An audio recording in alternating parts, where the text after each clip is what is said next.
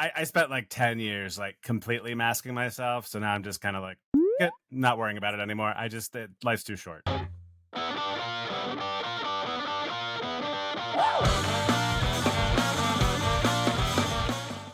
Greetings, humans. This is your host, Chuck Copenspire, welcoming you to the 10th episode of the Anti-Professional Podcast. And I'm so happy that you are listening to this conversation between myself and Leo Guinan today. Leo is a social media and artificial intelligence expert with a very human lens on professionalism, technology, and social media, which I find quite refreshing. We started as Twitter friends. We keep being on each other's podcasts, and I hope we continue to do that.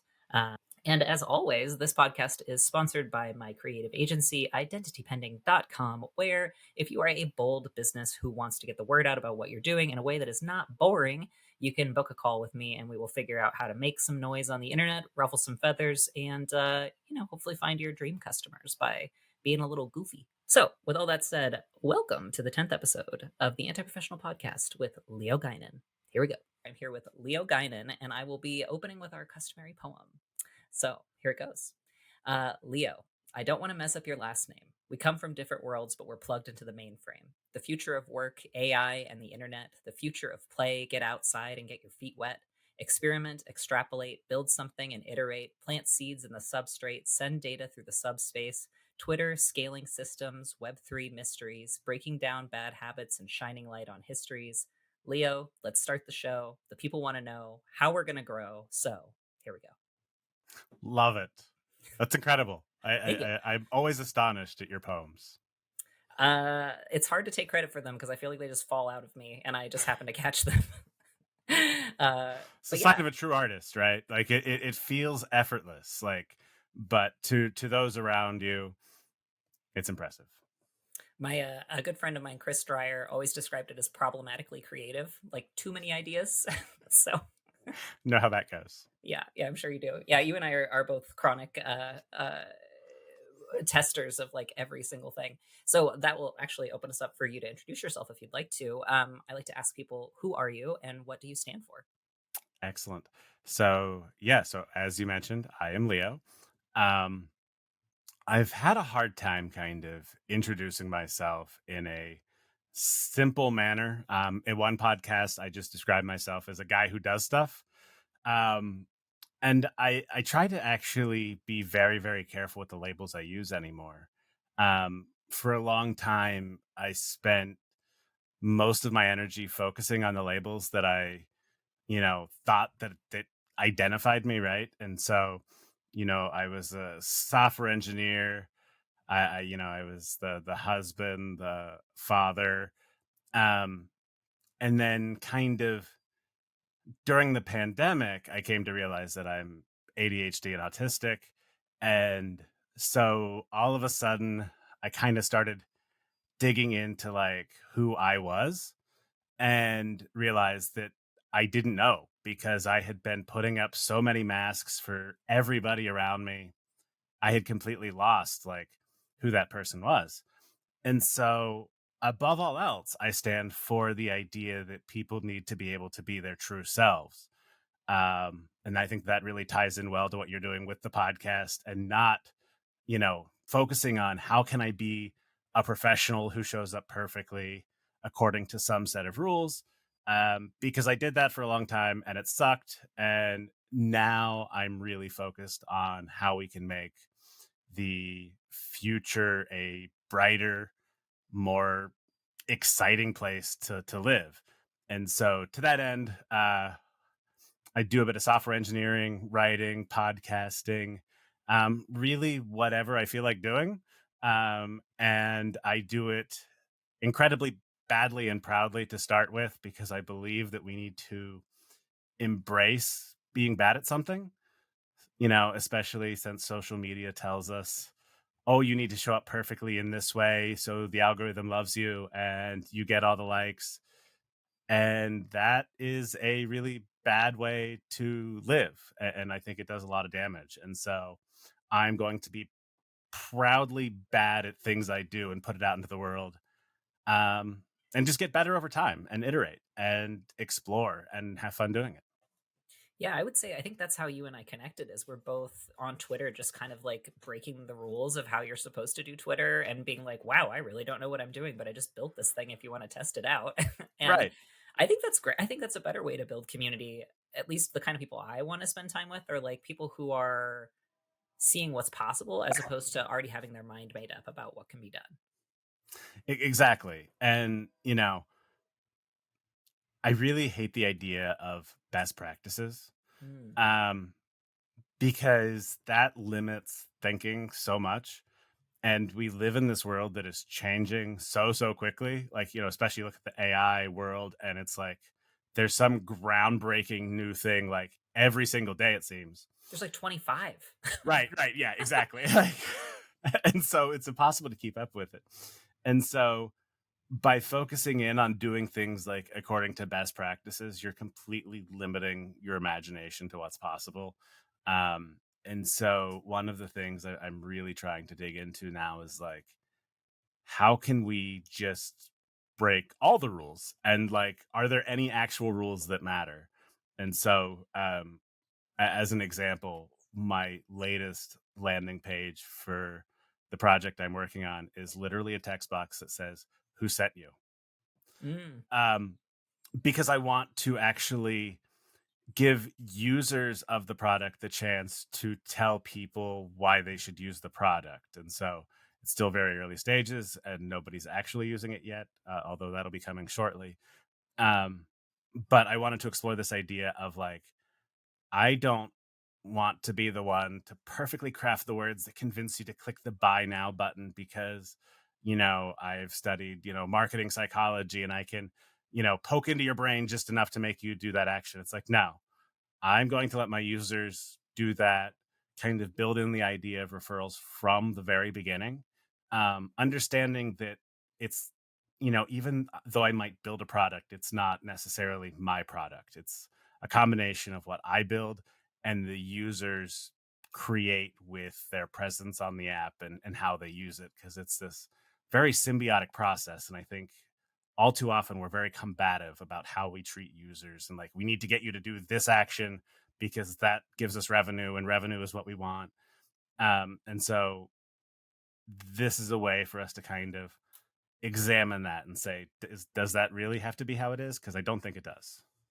yeah, and I want to say, along with the best practices in web development, I feel like everything has feels so generic. Like every landing page uses all the same data points to be as optimized as possible. But I'm having fun building this secret side project where I even have like a custom cursor because I loved like programming in like custom cursors when I was first building websites in like elementary school. And so I was like, I'm gonna make like a point and click adventure. Because I used to build stuff in Flash, and I was like, you can still do all this stuff, but no one's doing anything interesting. Like we don't have like a I feel like in the Flash days, like anything could go. There was like lightning bolts and animations and like all these immersive experiences. And now everything is like templated. And it's cool that there's like the barriers removed if you want to get a simple landing page up, but I don't see people really like experimenting with the full capacity of interactivity that's in front of us. I don't think they do. And, a lot of it I think comes down to the society we live in. And I've been thinking a lot about the fact that so much of life is based off of like how much money you have. And so in order to guarantee even like basic survival, like you have to be thinking about money. Hmm. And so everybody thinks of everything in terms of money because they have to. That's the society we've built, right? Hmm. And so I think if we want to break apart some of these systems that are so reliant on money, we have to give people some level of security. And I think that it's not necessarily up to the government to provide it because I don't think they will. Mm. But I do think there's a lot of area for different communities to provide a safety net in a sense, by working together and kind of creating um, business like things. We'll say business in the sense that it's providing value and generating revenue, but not the traditional like office building, corporate, professional type of business, right? Hmm. Um, and I think there's a lot of room for success there. And so if we build out the pieces and like the building blocks that people can use to create those type of structures, I think we're going to see some pretty cool things. And so that's kind of at the basis for a lot of the things I'm doing. I'm trying to very much outline everything I'm thinking and everything I'm doing so that I can be like, here's a bunch of building blocks, go play, create value that could, kind of be captured and understand why different things are valuable to different people. Cause then it's a matter of finding the people to whom that's valuable. Like, and that's, I think, one of the harder parts. And the internet obfuscates all of that. Hmm. It's like, oh, I need to get lots of followers on Twitter because if I do that, then somebody will pay me to tweet so that it becomes this very like weird system where money's driving all the behaviors but not in a transparent way. Hmm. And so it the stuff that people see doesn't actually match what's happening. It's very constructed, and until you start to realize that, the world is a very confusing place. Yeah, and I feel like there's so many of us that get like left out, like who didn't get that guidebook that some people got, or even just like access to the privilege and networks that sort of, just open that door for you. And I'm curious, when you were talking about like, community systems, something that really caught my eye when decentralization started to become a conversation. Um, I don't feel that anyone's really created anything in the Web3 space yet that is a great model for, like a community support structure. But my hope is that something around DAOs could evolve into that. I'm curious what your thoughts are on like decentralization. Is Web3 really the decentralized solution? Is there going to be like a Web4 that's like a better thing? I don't really know. I'm not satisfied with how developed these concepts are yet. They still feel like embryos to me. Right. And so here's kind of my take on it. So, funny story, about 3 years ago, mid pandemic, I'm working a corporate job and I started writing. Um, and one of the first things I did when I started writing, because I started writing on Medium and I realized I could get paid for it. Mhm. And I got my first dollar and I'm like, this is incredible. Like, people will pay me to write online. And so I started like going, okay, well, how can I get paid as much as possible? And within a month, that devolved into me writing like a very political piece that went viral and just blew up. And like, it was crazy. Like, What was it about? so the headline was today I gave my dad a choice, Trump or his grandkids. And so you can imagine like how that went over. Mhm. Uh, I was actually mentioned on Rush Limbaugh twice before he died. Wow. I got physical hate mail. Um, and all in all, I think I ended up making about $100 off of it. But I got about 200,000 views over a weekend. Hmm. Um, and, I thought it was interesting because when I first started writing online, my whole thing was like, I want to help people. I want to share my experience. This is right when I'm figuring out the whole like ADHD autism thing. Like, how does all that fit? But then I started focusing on the money and I went like the other way because I realized like social media can be used. You can kind of get people to do different behaviors. Hmm. And Be after that, I polarizing. was like, I don't want to do that. And so I got rid of all my social media and I actually removed the post and replaced it with like um one article on like how I did what I did because like it was crafted to like be provocative and all of that. And then another post of like why I shouldn't have done that.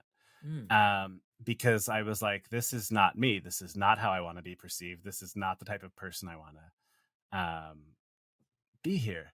And so I started studying social media and I ended up writing a draft for a blog. And the first line was like, a new internet is coming, and I know because I'm designing it. And now Mm. here's the funny part is basically the idea in my head was this like decentralized kind of internet. And so I started like digging in and I was like, oh, hey, actually Web3 is totally this thing that people are Hmm. doing. Um, and so I started really getting into that. And I quit my job and went to launch a startup in kind of the Web3 creator space, except I had no idea what I was doing. So I just kind of fumbled along again, very, very badly. Right. But I gave it a shot. And one of the things that I really came to realize is that Web3, like, yes, decentralization is needed, but it comes down to users controlling their own data and how that is monetized. And what Web3 does is it says, like, yeah, okay, we're going to start with your bank account data. And so instead of giving somebody like a database full of data that's not particularly valuable to everybody else, it's like, let's take the most valuable data and give it to people who have no idea how to actually do anything with data. They don't know how to protect it. Hmm. Um, and then we're going to like make it this incredibly like FOMO driven environment where everything is blowing up like super quickly and you've got to make all these super fast decisions on like how to like what you should do with your bank account.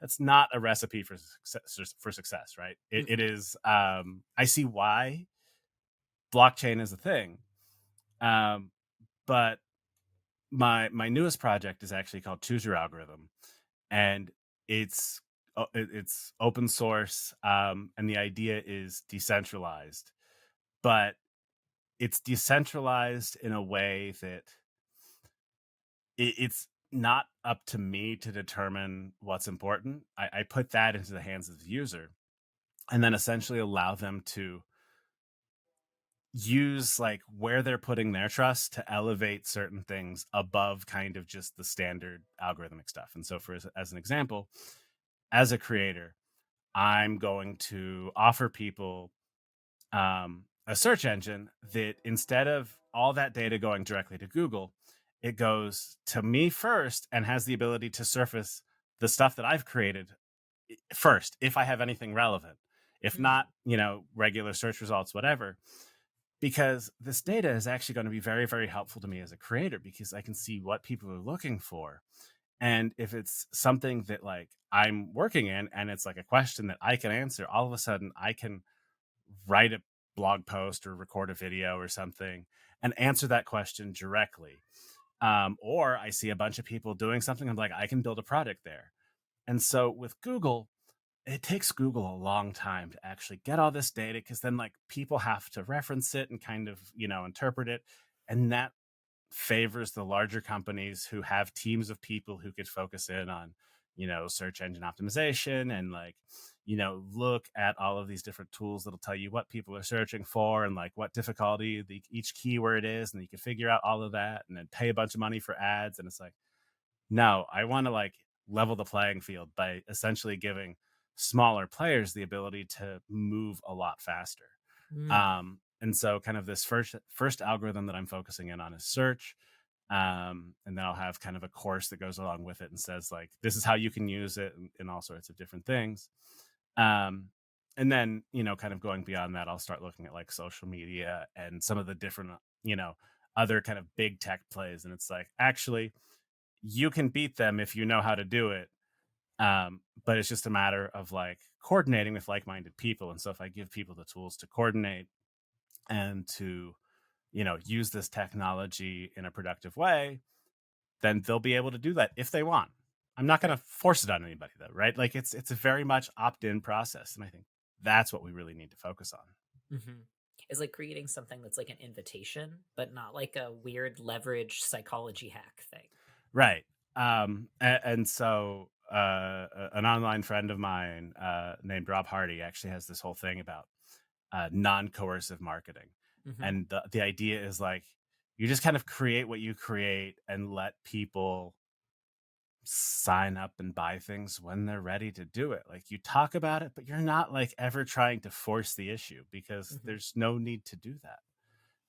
And that allows you to really focus in on creating stuff that is meaningful and powerful, and something that actually makes the world a better place as opposed to something that becomes easily replaced with the next generation of AI that comes out and does everything that you're doing anyway.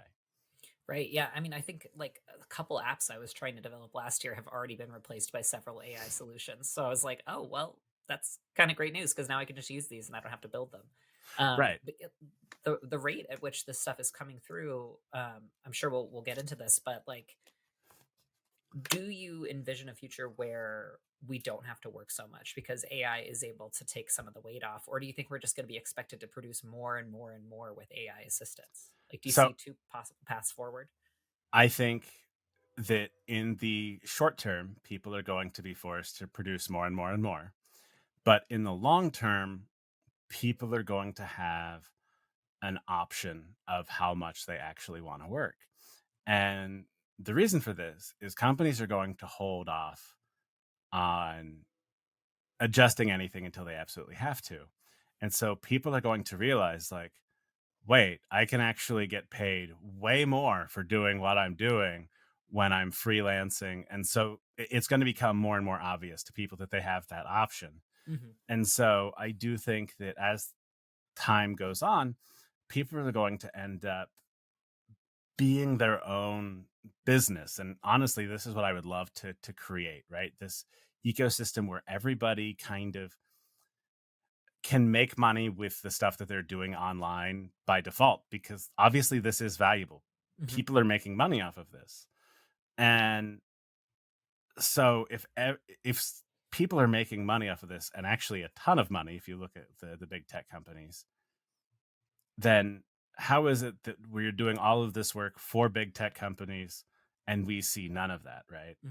And so I do foresee this future in which what we do online gets monetized. And so if you're in a job that you hate, you can build up your little your online presence, your business however you want to, until it at least equals your um whatever you're getting paid at your job. And then all of a sudden that job no longer is necessary for you to survive.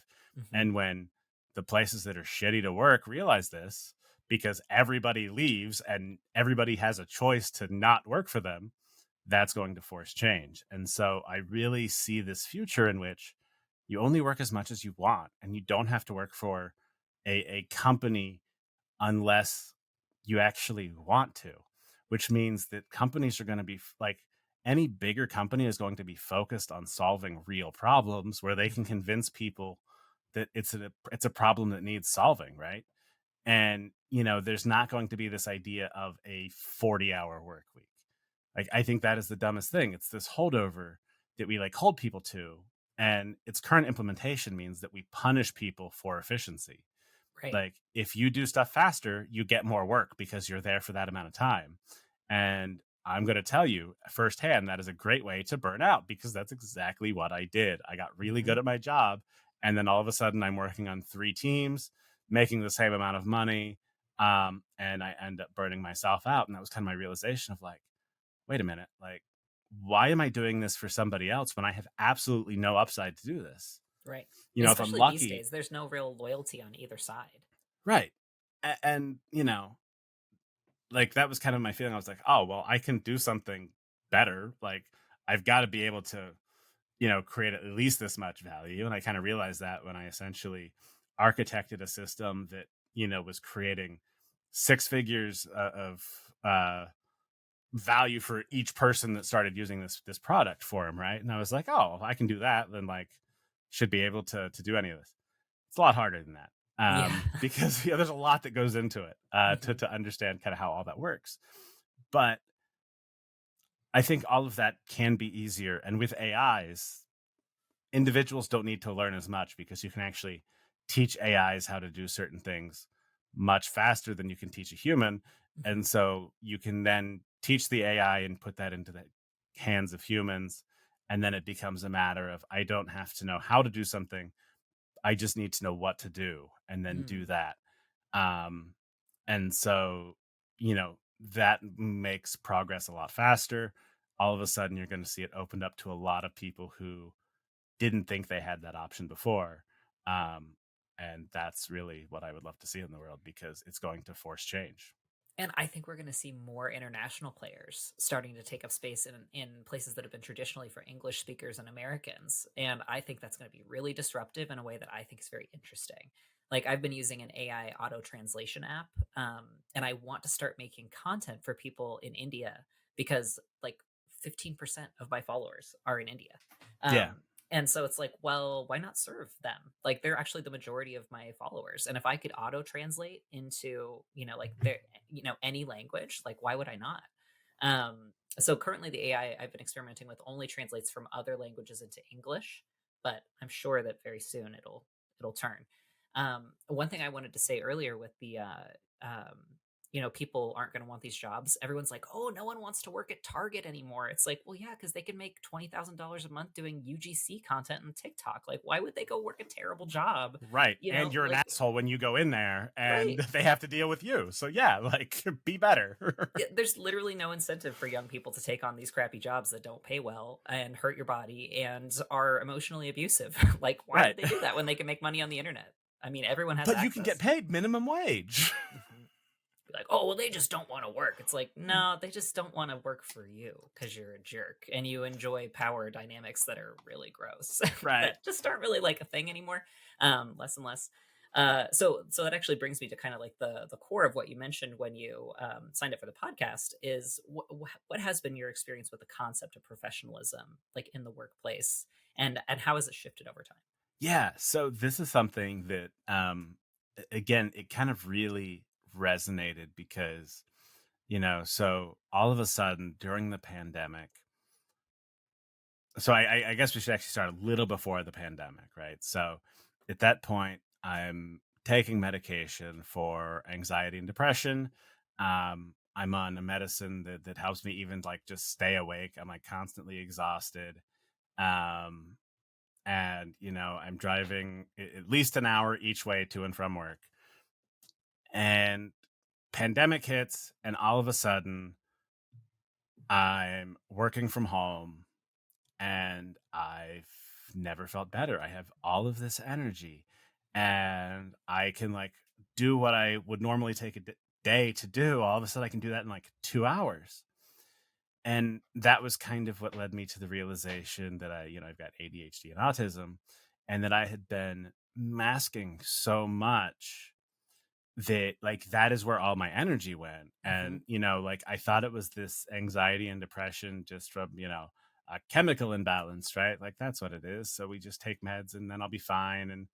And it's like I'm just like trying to like force myself into this appearance that I'm doing the right thing. And I kind of look back on my work history, and in all honesty, like I had a pretty decent like career with decent bosses, but like there were all of these things that I heard of like, oh, well, you can't do that. Like, what do people think? And like, so as one example, right? I'm out of college. I finally get this job. I'm in my little like cubicle. I've got two monitors for the first time in my life. And so one of the things that I realized that worked is I could throw up like a movie or a TV show on one monitor and code on the other. And I was super productive that way. And again, like I have all these issues focusing, but I have no idea why. Like I think it's just a thing. And so I figure out what works and I go with it. And so then like my boss pulls me aside and he's like, hey, you really can't be doing that. Like, what do people think? And I'm like, what does it matter what people think? Like, I'm producing a ton of code. Like, I'm faster than pretty much everybody here. Um, and like, my team loves me for the work that I'm putting in and everything that I'm doing. Like, why the fuck does it matter what people walking past think? Um, and so that kind of thing repeated multiple times at like multiple employers. And mhm. like it was always funny that like some things were deemed like acceptable, but like a slight variation of the same behavior was like frowned upon. And so as one example, I was in this kind of like open floor plan office. And in this room, like we had a table that had like puzzles that people could like go over and work on. And, there were like Rubik's cubes around and just like things that you could use to do whatever. Um, and like I would sit there and like do puzzle games on my phone because it helped me kind of like relax my brain and, figure out a problem. And then all of a sudden I'm like, okay, I got the solution. I'm back to work. Mhm. It's like, oh, well, you can't do that. I'm like, the fuck do you mean I can't do that? Like, like, how is this any different?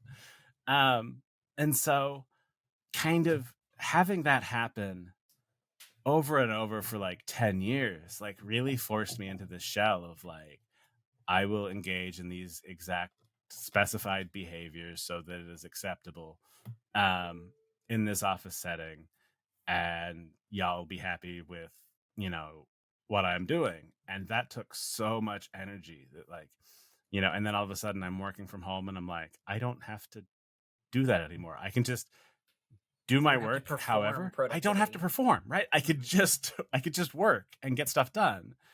Um, and that was my biggest realization of like, none of this shit matters. Like, it's all performative because nobody actually has any idea like what the inner workings of their teams are, their people are. There's just these corporate structures that like get a baseline of productivity from their teams, like enough to keep going. They make sure that everybody is interchangeable so that when they get rid of somebody, they can bring somebody else in. And they don't value the people they have at all. And I saw this time and time again when like the best people on our teams would end up leaving because they wouldn't get paid enough to stay there. And so the only way as like a software engineer that you could really get a decent pay raise in any of these like bigger employers was to go leave and get a job somewhere else. And it's like my Mhm. my biggest raises have always come from leaving and going somewhere else where they're like, oh, yeah, you're actually worth like 40% more than what they were paying you. And so kind of this whole like having to like leave in order to be valued appropriately really bothered me too. And that's kind of leading into some of the things I've been thinking about. And I'm actually working on a book right now called Corporate Mm. Moneyball. And the Ooh, whole interesting. idea is that for any company, like your top performers are going to leave because there's no way you can pay them enough to stay Or keep them interested enough. or keep them interested enough, right? And so basically, the the premise of the book is that instead you need to focus on how can you give your employees the ability to make money outside of what you actually pay them, um, Oh. and how can you level them up as much as possible while they're there for you, producing that level of output for you and kind of raising the people around them because they're gonna leave. And if you can show yourself as a company that helps elevate talent and really, give them a place to shine, and you're a place that allows them to work, uh, you know, side hustles or whatever, and help them not only like don't just allow them to do it, but really incentivize that and say like, hey, if you're doing that, we can help you. We can, kind of showcase what you're working on here. We can, show off the work that you're doing so that other people are willing to pay you for that same kind of work. Like all of a sudden, you're a top place to work. Like again, it Mhm. goes back to this idea of like being actually valuable as an employer to the employees and not just, this exchange of like, I will pay you $10 for your hour here because that's the going rate of whatever. And it's like, no, that's not how work exists anymore. And so it's this idea of like doing the most with the resources you have available and giving your employees the chance to make as much as they need. Because again, this is I've got a shit ton of student debt. And it's, I that was one of the realizations too. I was like, I might as well go try to start a business because this whole job that I got ain't doing ain't doing it. Mhm. And it's like I gotta make enough to even like figure out how to pay all of this.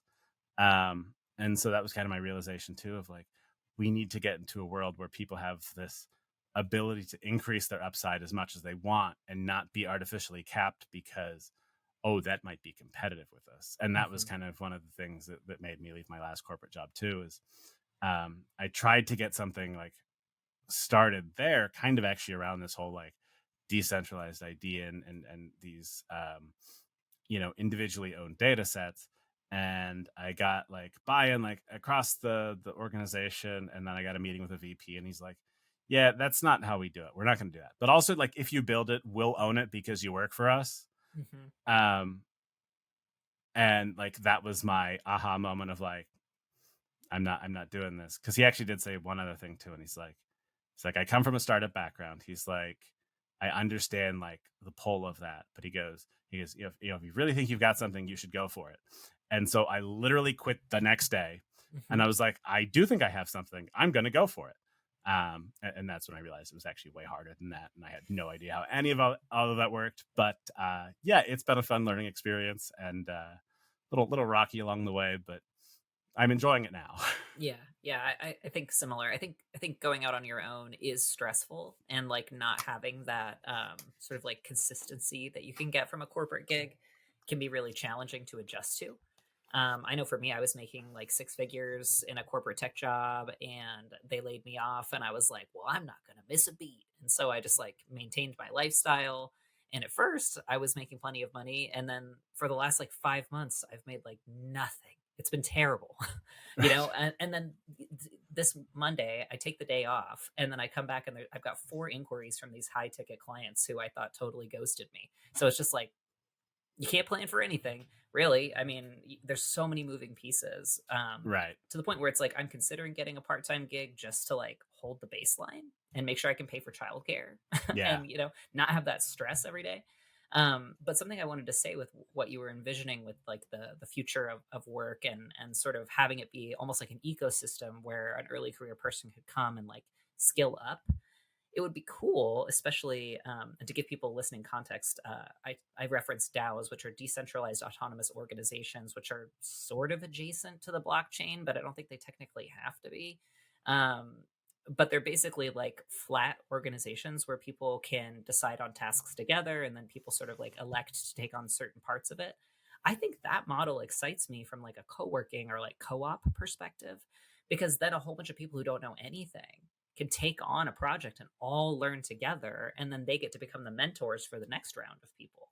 And I think that's the only way you could see organizations continuing to keep talent, is if there is sort of like a skill tree you can grow into and built-in mentorship.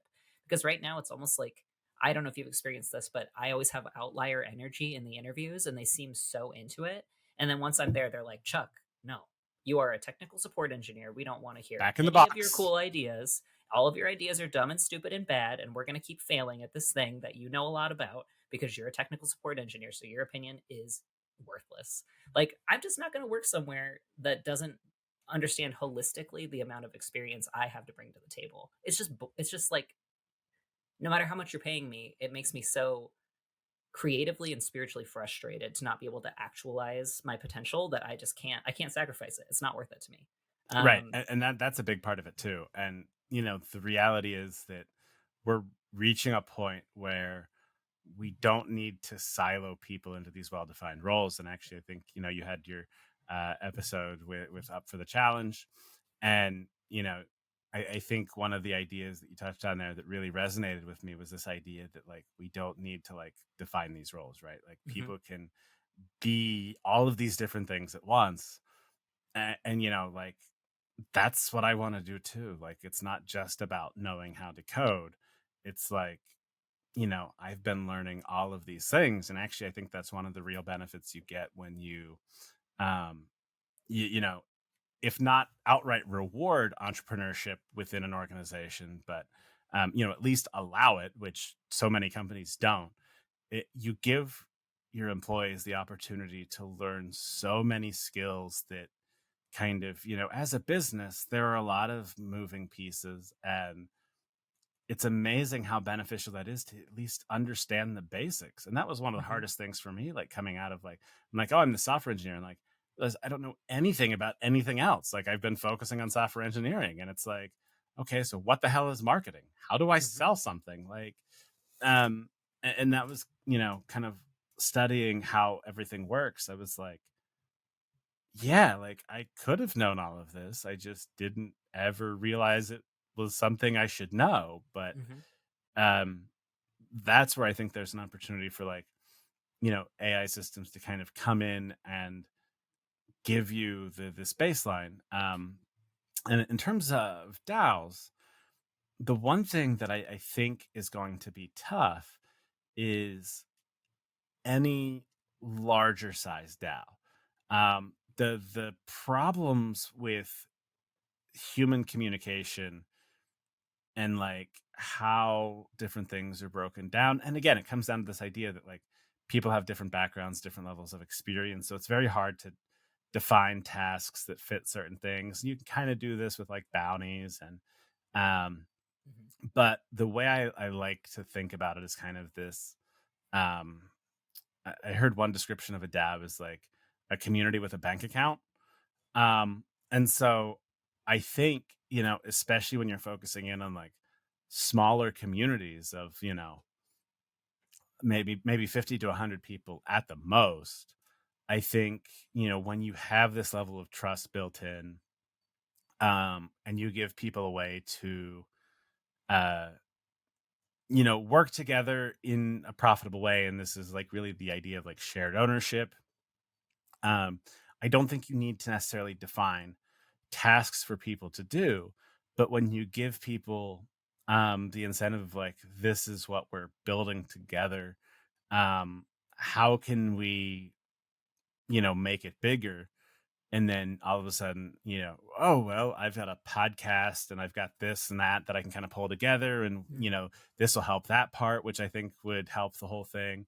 And it's really this understanding of like, how can you let humans creatively work together on a project without this like formal business thing where I've got to hire you and then we've got this employment law to take care of, because everything is so complicated, right? Unnecessarily so, but also needed based on kind of the structures that we have in place. And there's all these requirements, and then you've got tax law, which is a whole, Mhm. cluster in and of itself. And so there's all of these people whose like entire job is to like navigate the complexity. But then it means that the only people who can navigate the complexity are the people with the resources to do so.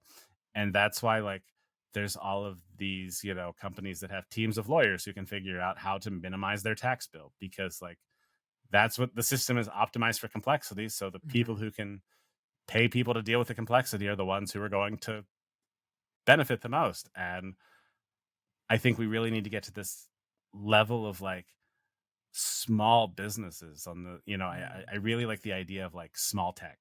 And so, these small tech companies that are just like, the mom and pop shops of software, Mhm. SaaS products, whatever communities. I think you can do all sorts of things with them.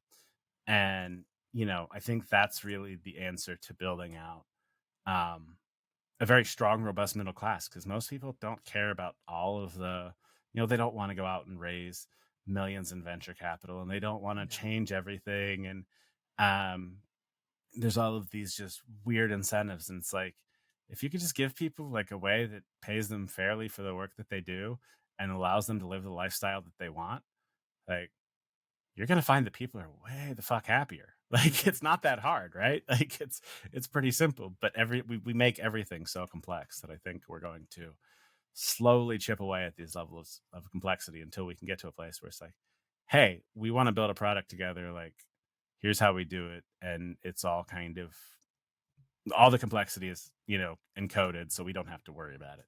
And, Mhm. and that's really what I think a DAO is going to become. Yeah, I can see that moving forward. There's a lot of cool people, I think, also doing things with like affiliate things and like partnership programs within the application so that like if you get really good at this application, you can be promoted by that platform. I think that all of that is very good in terms of like creating an ecosystem around a product. I was curious with something you had said about sort of like removing all the bureaucratic barriers. Like, have you ever been in a startup competition or like a game jam?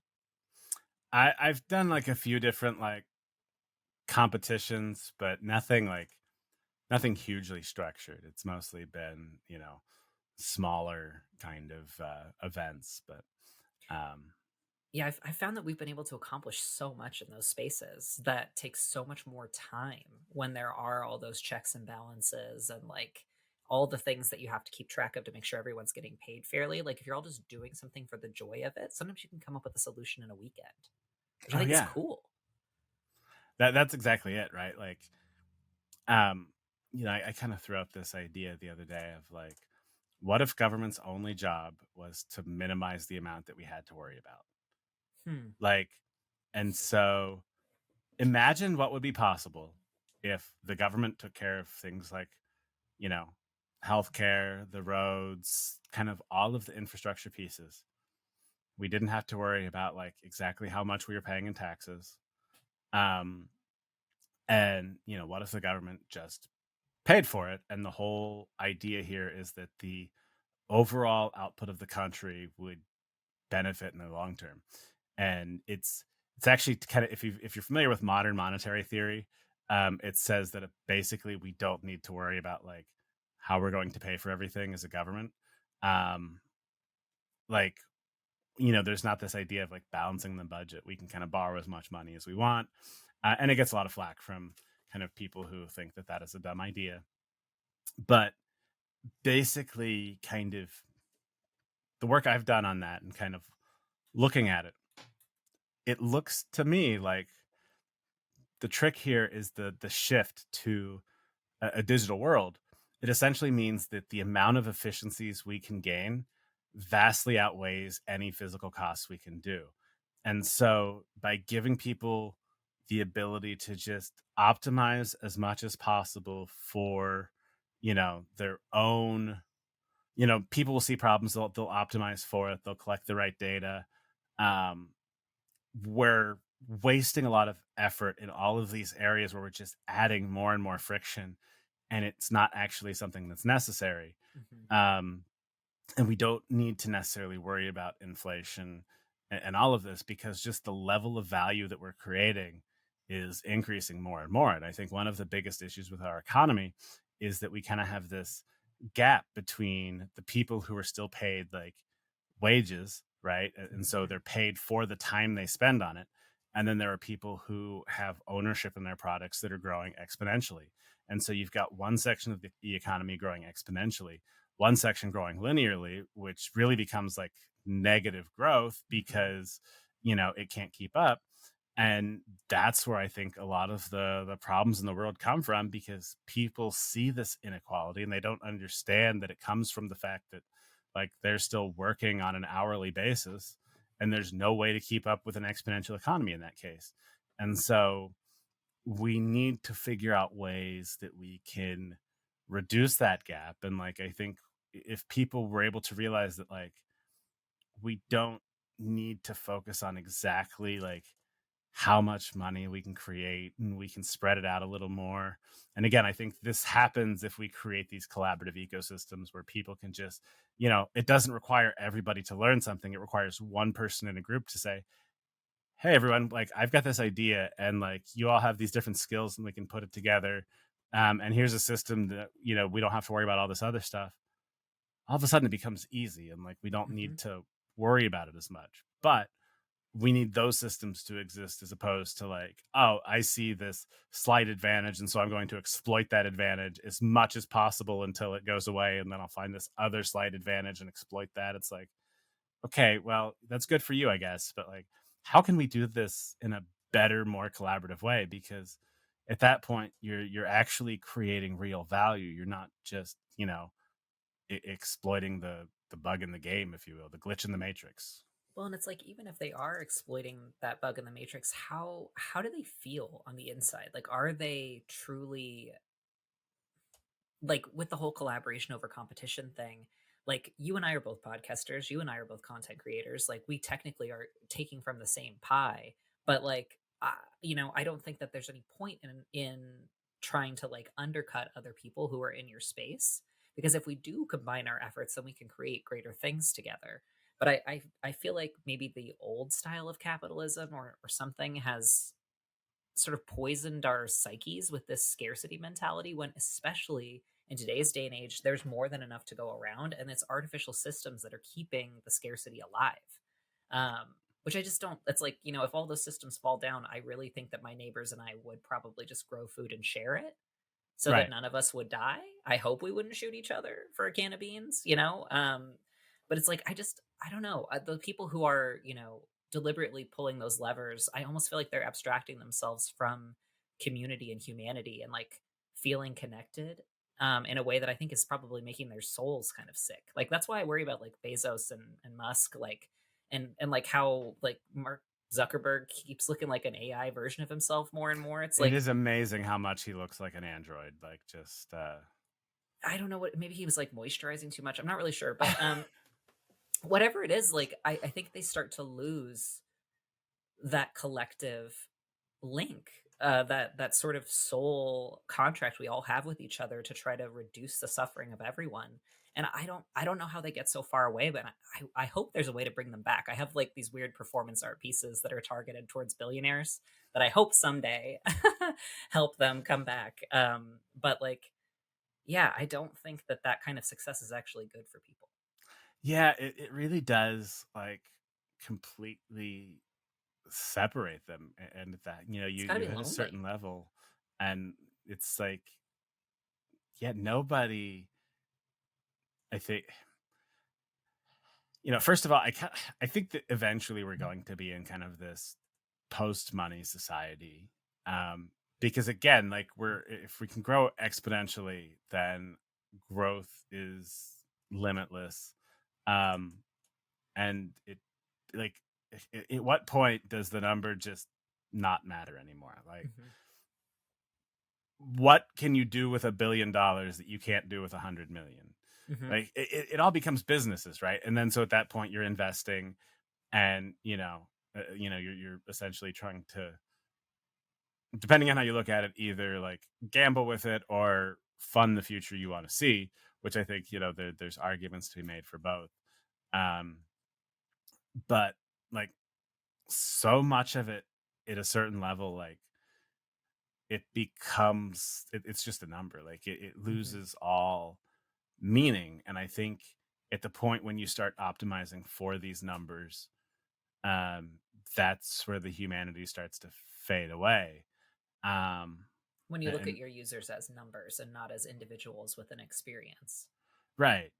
And so I think it's important, and I think this is something that really gives, again, this idea of small tech the benefit, because when you're focusing in on like a core set of users, you can be very closely connected to them and provide them an experience that solves a very good problem for them, as opposed to once you hit a certain number of users, like, you are trying to understand them through the data, just because, when you hit like millions of users, it is like you can't interview all of them, right? And so you have to be very careful about like what you're measuring, and like, what success looks like. And okay, well, if I'm measuring this number for success, how does that change users' behavior? And that's exactly what happened with social media, right? Like, they're all social media was trying to do is understand, like, oh, hey, what content do people find valuable?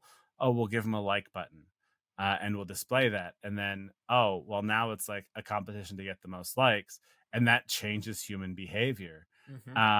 And so it creates all of these like self-feeding cycles that end up creating a very, very like negative effect on most people. But the kind of interesting thing here too is it can create a positive effect if the people are like kind of aware of what's happening. And I think you can harness it. And again, it kind of goes back to this whole thing I want to do with choose your algorithm, right? Like, because different algorithms have different effects. And so if you understand the outcome you're trying to get, you can figure out an algorithm that gives you a measurement that you can shoot for, and some way to track progress, because I think that part is helpful, right? Like, Mhm. that it's not all of the ideas are bad. They've just been taken to like such extremes that it becomes difficult to truly reason about what's happening.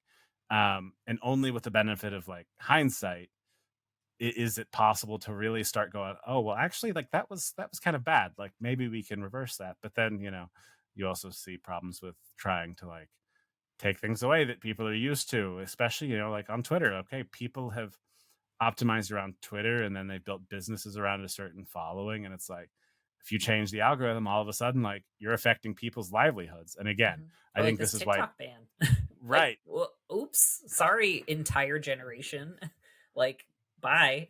right. And the thing is, like, I see where the risk is coming from, and I see why people are concerned. Totally. But people have built their businesses on it. And you look at Twitter again, and like, I had been building products for Twitter, and then all of a sudden they change it, and now their API is $100 a month, which actually that wouldn't even be enough, so you have to pay like 42 grand a month. And so for Ugh. all I made off of my multiple Twitter apps, I'd be able to pay for like 2.5 months of basic access.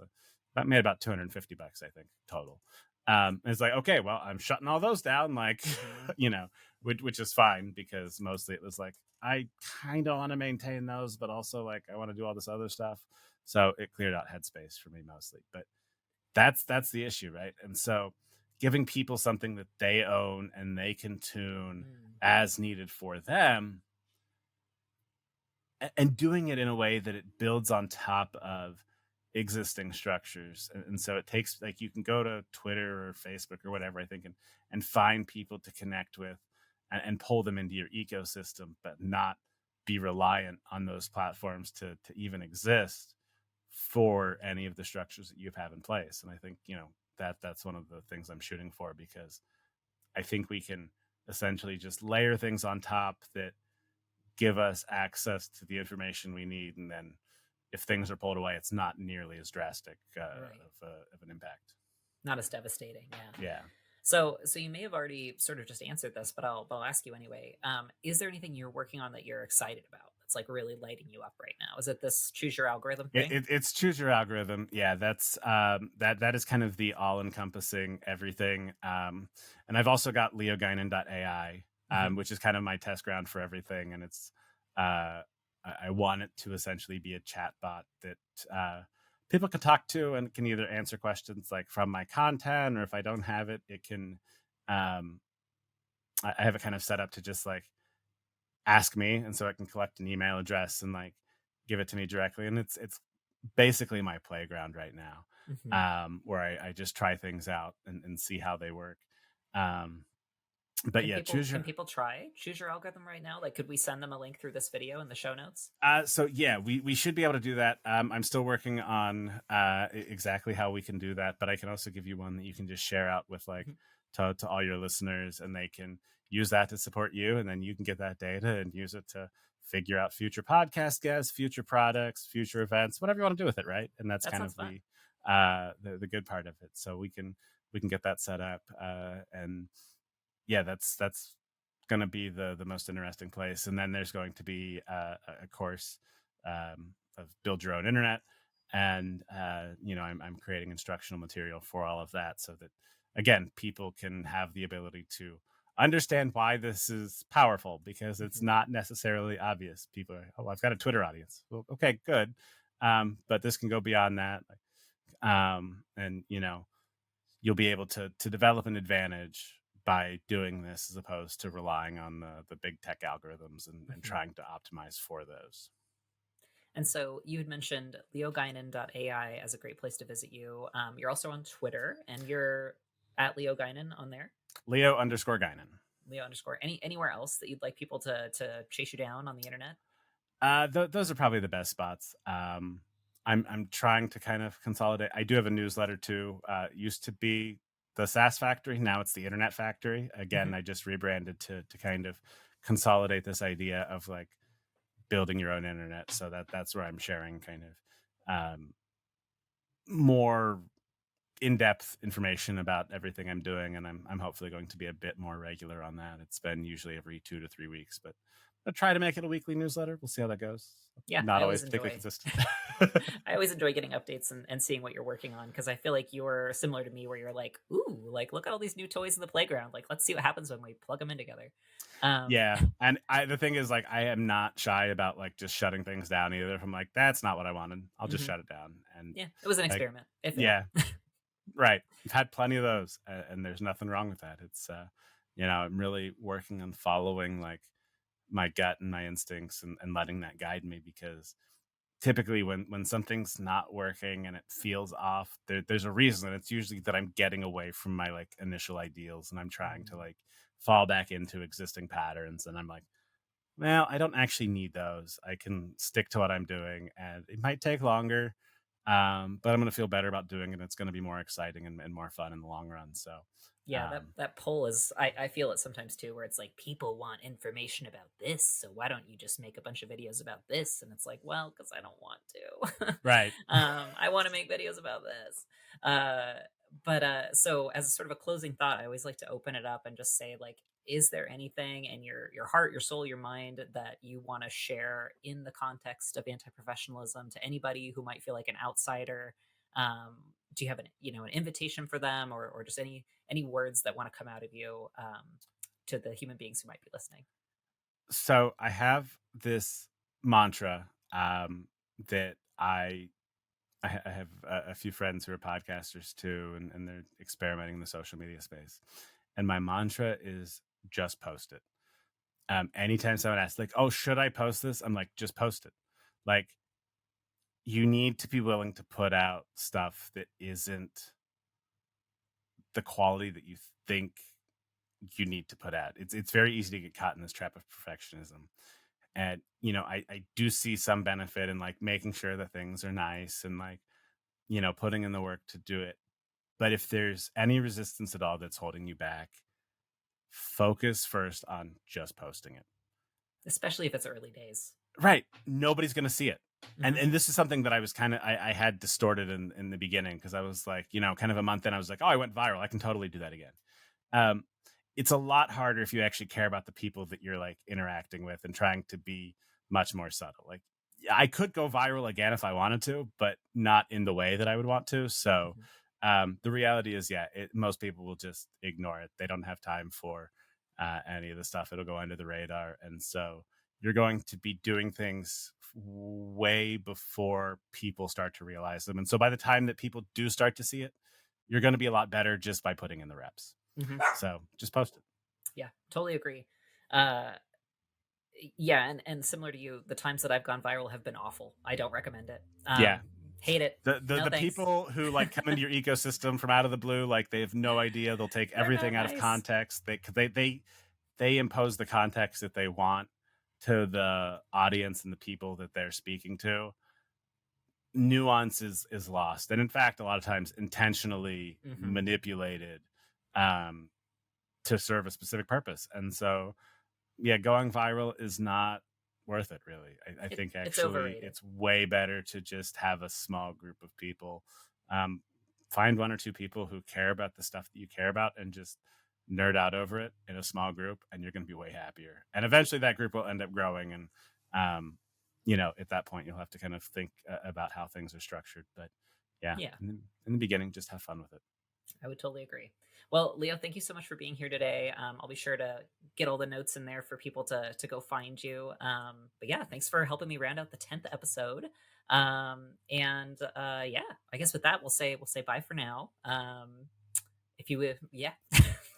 I'm still learning how to podcast. I don't know how to end these things, but It's all good. Yeah. Well, thanks for having me. I really had a blast. I love talking about this stuff, and I am always happy to do that. So if anyone's interested, like, shoot me a DM on Twitter. I will send you my Calendly link, and we can chat because I will do that with random people online because I have a lot of fun talking to random people. that's how we Um, met. That now it we've is had so many conversations. It's been great. right. There you have it, folks. The 10th episode of the Anti-Professional Podcast with Leo Guinan. Thanks so much for listening. I really appreciate your ears receiving all of this glorious information. You could be listening to anybody, and you're listening to us, which is very sweet of you. As always, this podcast is sponsored by identitypending.com, bold digital marketing solutions for magical weirdos like me and you. Have a great day.